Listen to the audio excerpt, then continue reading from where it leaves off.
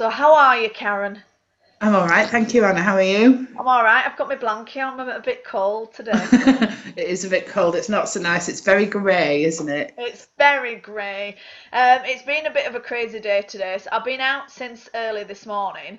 But everyone's thinking about Christmas now. Oh, I know. I know. It's either lovely or really stressful, isn't it? It's one or the other. Well, do you know what gets on my nerves? You know when I'm fine now. I'm in December, but you know when they're ramming Christmas down your throat in October. I really want to Hmm. kill someone, you know. Absolutely. Well, you kind of get past it, I think. I think most people get a bit Christmased out by Christmas, doesn't it? And then it just all kind of fizzles out into nothingness. Yeah, I was saying to one of my clients that I don't want to be wanting to take my decorations down on Boxing Day. Do you know what I mean? I want to enjoy it. Have you got yours up yet? No, I've not. I'm not putting them up until the house is clean. Yes, I know that one well. When the house is clean. So this is the other stress, isn't it? With Christmas, it's the preparation. It's the getting ready for it.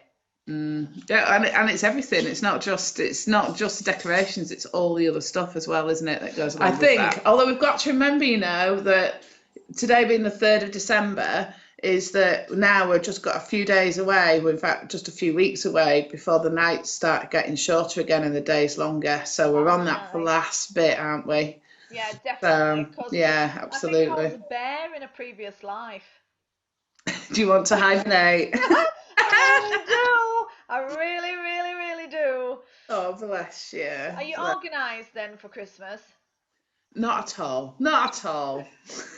Well, do you know, usually I'm super organised, but because Mm. of the wedding this year, I'm really disorganised. But actually, I think it's made me think outside the box for presents. Mm. So I've got You some. and your long history of amazing Christmas presents. I know. Yeah, people go, "What is she gonna get us this year?" Oh my God. One of my friends went, "Oh my God, you're not doing those fruit candles again, are you?" So I might No, do. no. But I'm normally really organised for Christmas, but this year it's just been so busy. It's just so I'm going to have to wing it a bit. It'll be all right. We can wing it, We Karen. can We can wing it. We wing can it. wing it. Whether the Queen's, we can sort it. It's fine. So no, All absolutely. right. So I was just thinking there, Karen. Why don't you tell the world who you are? Ah, what the whole wide Oh, world? the whole wide world. Yeah. Well, I am Karen. Most people call me Kaz. I am a clinical hypnotherapist based in Yorkshire, England, UK. She is Hypno Kaz. I am Uh, Hypno Kaz. Here I am. and I am Anna Ferguson, fitness and nutrition girl. So I suppose that makes me Fitness Fergie. It does indeed make you Fitness Fergi. And we're the dream team, aren't we? Yeah, we certainly are. If it's in the head, it's in the body, really, at the end of the day. And we can do Um, both. so I was just thinking, like, some of my clients are how they manage not eating all the cakes and the biscuits and everything during the year is they just don't have them in the house. But of course, at Christmas time, how do you get around that? Well, it's all about moderation, isn't it? And also, Yeah. it's about the fact that it is Christmas, so we are supposed to allow ourselves some fun at Christmas. It's just Yeah. not letting it get out of hand, isn't it? It's you Yeah, know, the one I like is if I'll be out and I'll be having a good time, I'll have a little rum and coke for myself, and then they'll be saying, they'll say, "You can't have that. You're not allowed that." I go, "I am allowed that." absolutely. Yeah, So what I tend to find is people often are either being really, really good or really, really not. And what they have to do is to find that middle ground so that, if you then have a few treats because it's Christmas or you're having a nice time before it's Christmas, it doesn't turn into an almighty landslide that completely undoes everything that you did in the other 51 weeks of the year. that is It, so true. It it's really. just Okay, so tell me, do you get people coming to you for hypnotherapy for Christmas in particular? I do, and I get some of the clients that I've been working with through the year for weight and food issues for the very things that we were just talking about, in that they're worried that they might lose control. Although most of them are by that point on a kind of a healthy, kind of on a health kind Yeah, of diet rather than a diet, if that makes yeah, sense. yeah. But of course, there's Christmas is one of the most stressful times. So if you've got a family that gets on with each other and it's all lovely and it's all rose tinted and everybody gives presents around the tree in the morning and the Like turkey's a quite fairy tale, like a Karen. fairy tale, then of course Christmas isn't stressful. But of course the reality is that you get people that might normally only spend a few hours together at a time suddenly spend 4 days together, and actually that can have quite a lot of consequences. Also, old family arguments, chuck alcohol in there, and it can all get very stressful, Yeah, very definitely. messy, and people don't want that. So I get the people that come before Christmas, but then I get the aftermath afterwards, and as we all know, prevention's better than cure, isn't it? Definitely. So The other thing yeah. I always tell people though as well, which is a little bit trickier at Christmas. So, like people spend a lot of time suppressing their suppressing their emotions with food. Yeah. So I always my favorite catchphrase is, "Do you feel it?" When we're doing exercise. But I also say when you're eating, like emotionally, I want you to feel the emotion. When you feel and face the emotion, it'll dissipate after a few minutes. But if you suppress it with food, you could be angry for 25 years or you could be upset for 25 years. But at Well, Christmas time, absolutely. And this is people, actually how the core of a lot of dysfunctional eating habits and patterns actually occur, because, of course, what happens is that people eat down their emotions. yeah, So, definitely. and then they do have to come out. So, bulimia quite often is then when people are purging out those emotions again, Or or binge and starve, yeah, yeah. yeah, or all sorts of things. So you kind of get that balance. So it's really important that you don't eat your emotions down. Yeah, but at Christmas time, this is what's funny about Christmas time. So all year we're saying to people, feel your emotions, don't eat your emotions. And then suddenly someone will go, "Anna, if I don't eat my emotions, I will batter someone." And so actually, they're doing it to keep the peace over Christmas. There's very Mm. much that, you might be seeing the outlaws, or you might be seeing family members you don't get on with, and you don't want a big Barney at Christmas, so you can't just feel the emotion. You just gotta, let's just keep the peace. So there's a bit of that going on, isn't there, at Christmas? Absolutely. And of course, really what's happening is that people have probably not dealt with the issues during the year, and it all comes to a head at Christmas. Because if they'd have dealt with them, then they wouldn't be worried that that was going to happen at Christmas. So do you think as well, like when the house is full, you don't have any space, do you, to get No, away this from is it. people? This is it. It's that kind of, well, routine has gone as well, isn't it? So everybody's not going to work. They're spending 24 hours, for 4 days with people that they don't normally Yeah. do that, or they haven't done that since they were kids. And I think actually what happens is people revert to type as well. So your parents suddenly become your parents, and your Yeah. kids, it's really interesting. So even though you might be 44 and have two kids of your own, your parents come and stop with you, and suddenly you feel like you're 12 again, and they're telling you off a little bit because you've not made the gravy right, and it becomes a great big thing. Yeah, So no, what people do then definitely. is they eat more of the gravy and of the potatoes and the turkey, and kind of, as you say, eat it all down, and they all sit and glare at each other and see whilst they're having the Yorkshire puddings. It's No, quite scary, definitely. really, isn't it? My fella Duffy, he's got a little tradition that he has with his family, which I kind of like, But so, by the time you've finished eating and drinking and stuffing yourself at Christmas and everything, it isn't actually the extra calories and everything that'll get to you. It's the lack of sleep and the dehydration. So his little Absolutely. family tradition is they go out for a little walk on Boxing Day. And this started because he's got family in Somerset, so they go out to see the starlings, on Boxing Day and stuff. Yeah. Um, but this is a really cool thing to do because you get no air, you're dehydrated and everything. So even if you can get out for 5 minutes, it helps clear the cobwebs, doesn't it? Absolutely, absolutely. Well, it just makes you feel better. I mean, like you say, obviously drinking lots of water, will help to rehydrate. But it's just that exercise, that fresh air, just kind of makes everything feel better, doesn't it? And I guess the what people do if they don't do that is they just spend another day seething, eating the leftovers. So, get out and get a walk and stretch your legs and get out with the kids on their new bikes or whatever it may be, and you're just going to feel an awful lot better. So what do you think to family peer pressure when it comes to eating? Example from Anna here, right? So, yeah, my mother will make a massive dinner and everything, and you will eat until you can eat no more. And there was one Christmas, literally years ago, there was one Christmas, I was laid on the floor, I was stuffed, I couldn't even move, yeah, and she was still trying to put a turkey sandwich into my mouth, right?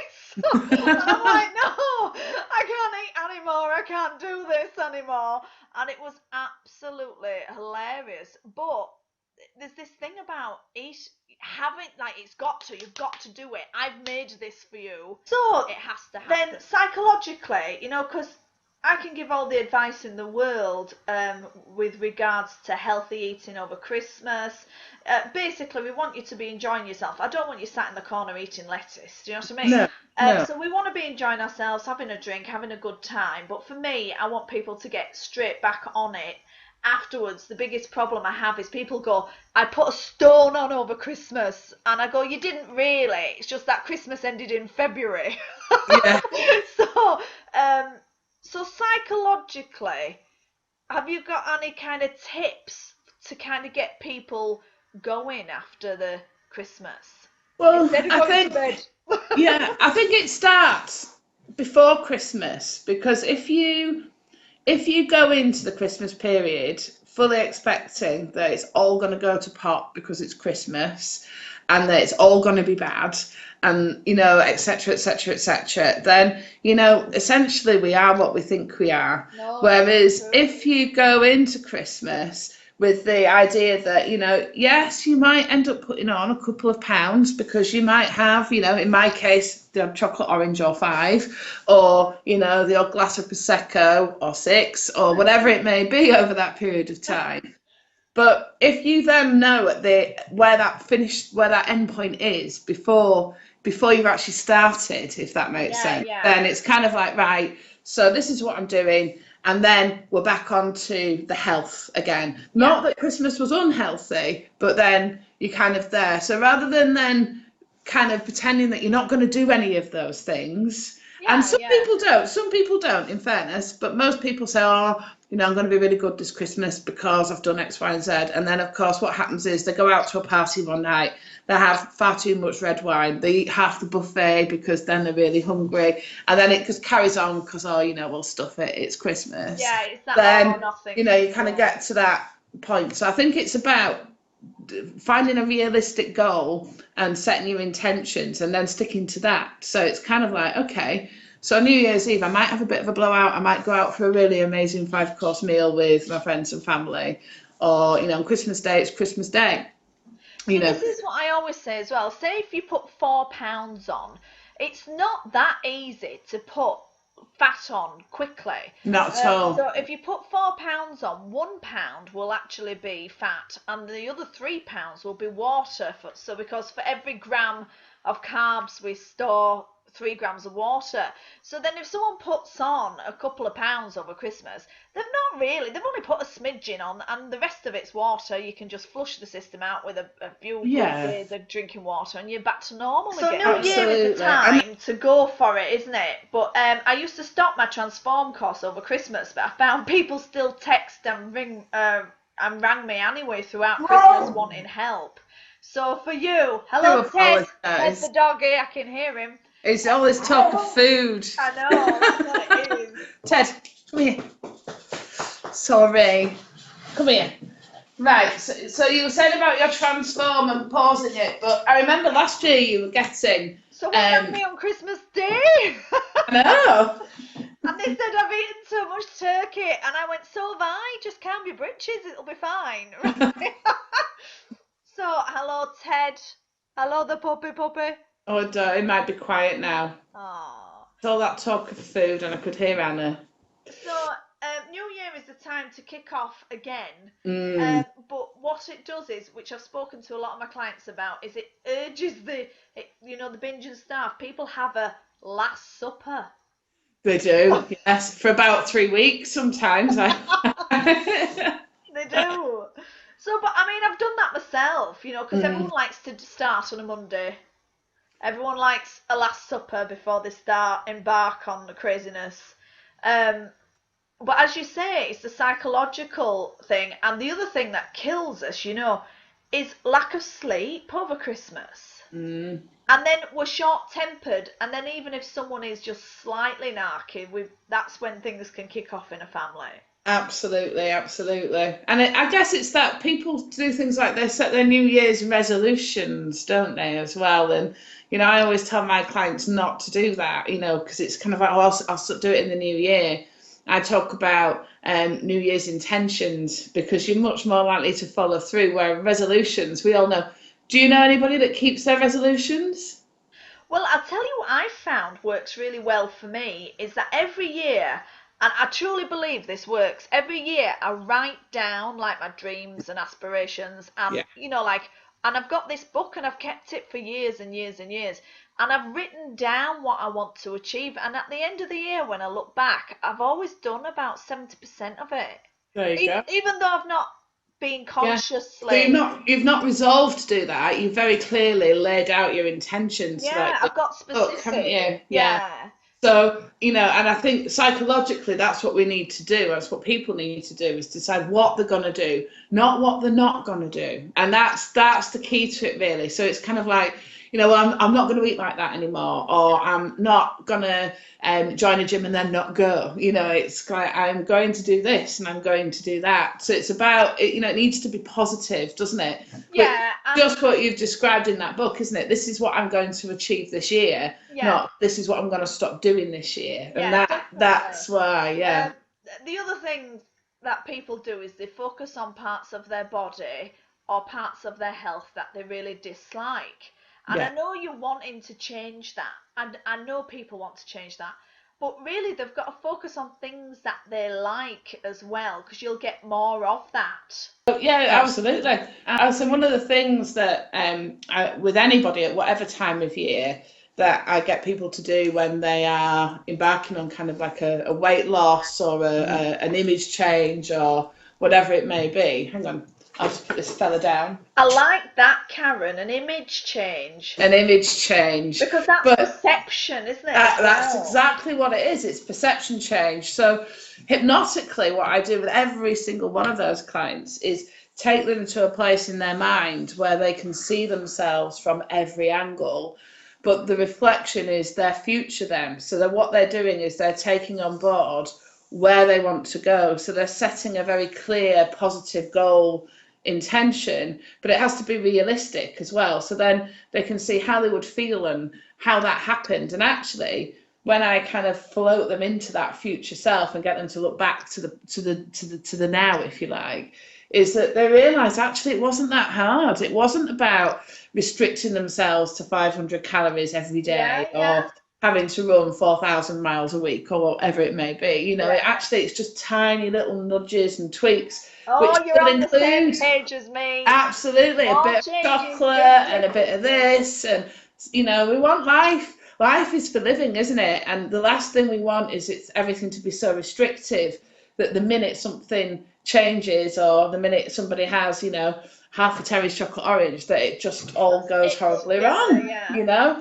So it's about creating that real positive mental attitude, if you like, but that perception, that intention of where you want to be rather than trying to forever looking at where you don't want to be. Because if you stand in front of the mirror telling yourself how awful you are and all the things that are wrong with yourself, all you do is maintain that image in your mind. The meditation and the relaxation that I really liked was the one where you get really relaxed and everything, and then you drop off, you're walking down the road in your meditation, and you drop off things that are no longer serving you. Absolutely, yeah. And then when you walk up a different road, you pick up things that might help you.